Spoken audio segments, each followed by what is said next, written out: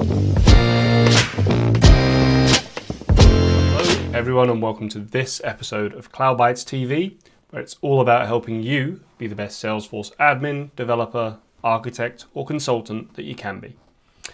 So I'm going to be starting a slightly different series this week, and what we're going to be doing is just starting off by helping you learn how to code. I know there's a number of people that watch this channel. I've got a number of friends in the ecosystem that are functional folks, so they might be admins or functional consultants who are looking just to understand how to do some Apex, how to do a little bit of coding to just build out their skill set. It might be that they're looking to write some Apex to actually deliver, or just understand how Apex works so that they can better assess the needs of their clients and their customers. So we're going to start this series off. We're going to do a short set of videos. These are all going to be quick fire bites for us to just digest and cloud bites for us to have.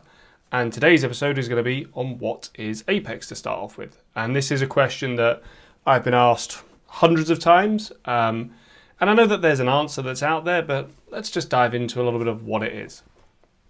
So what you can see on screen here is the very first sentence of the Apex Developer's Guide, which tells you what Apex is. Apex is a strongly typed, object-oriented programming language that allows developers to execute flow and transaction control statements on Salesforce servers in conjunction with calls to the API. Okay, if you visit that URL down there, that is just the Apex Developer's Guide, and you will find that very same sentence. Now, the problem with this sentence is there's a bunch of stuff in here that is kind of presumed knowledge. It's things that you're expected to know, which, do you know what, if you've not got a formal programming background or computer science background, you might not do. And I know when I was learning to program, you know, I'm all self-taught in my programming language knowledge, and you know, some of these things took a while for them to come into my head through just picking them up. So let's dive through this statement and see what we can pick up. So the first thing is this phrase, strongly typed.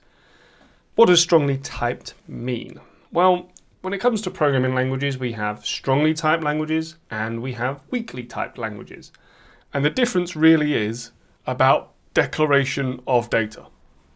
So in a strongly typed language like Apex or Java or C# or a lot of the languages you might have heard of, you're required to declare the type of data that you're working with for each of the variables. So let's say we define a variable called my number, and we're going to have it as an integer, so a whole number, so 1, 2, 3, 4, 52, 36, whatever it might be. If we try and give that a value which isn't a whole number, isn't an integer, in a strongly typed language, we're going to get an error. So if we were to say that the value of my number was hello world, well, that's a string, and we're trying to put it into an integer type, and so we get an exception. So for strongly typed languages, we need to make that explicit.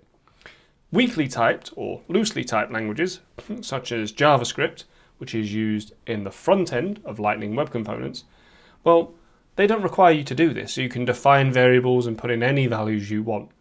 Now, there's pros and cons to each of these, but for server-side languages, you will typically see them be strongly typed, and Apex is just such a language.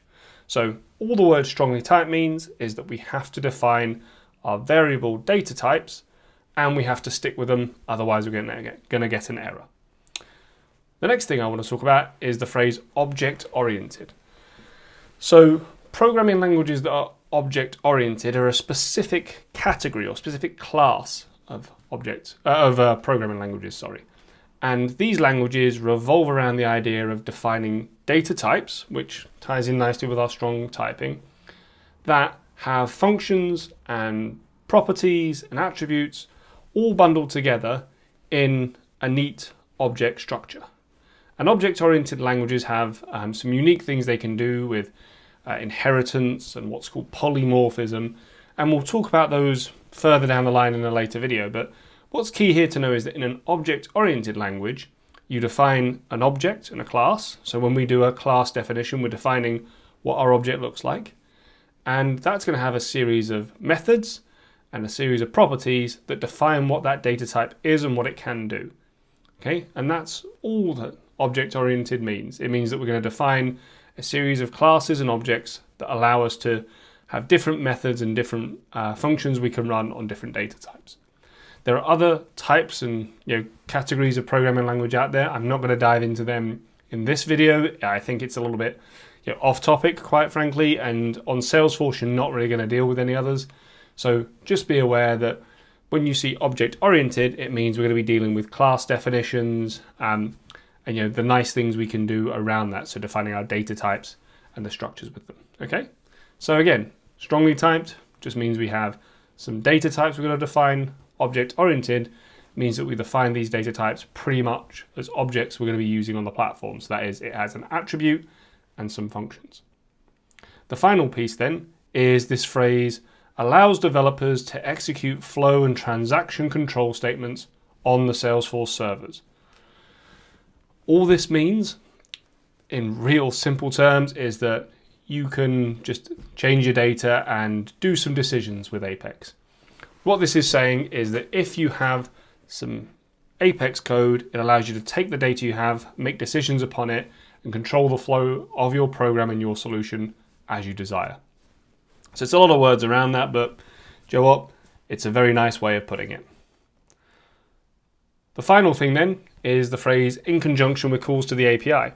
So why would the API get referred to here? Well, what they're referring to is the actual Salesforce API. So not necessarily the REST API that you're used to or the SOAP API, but underlying that, you have the Salesforce API, the System Apex API that you can call to do certain things. And that API is all the keywords that you might have heard of. So things like DML statements, so inserts and updates and upserts and deletes. It's things like queries.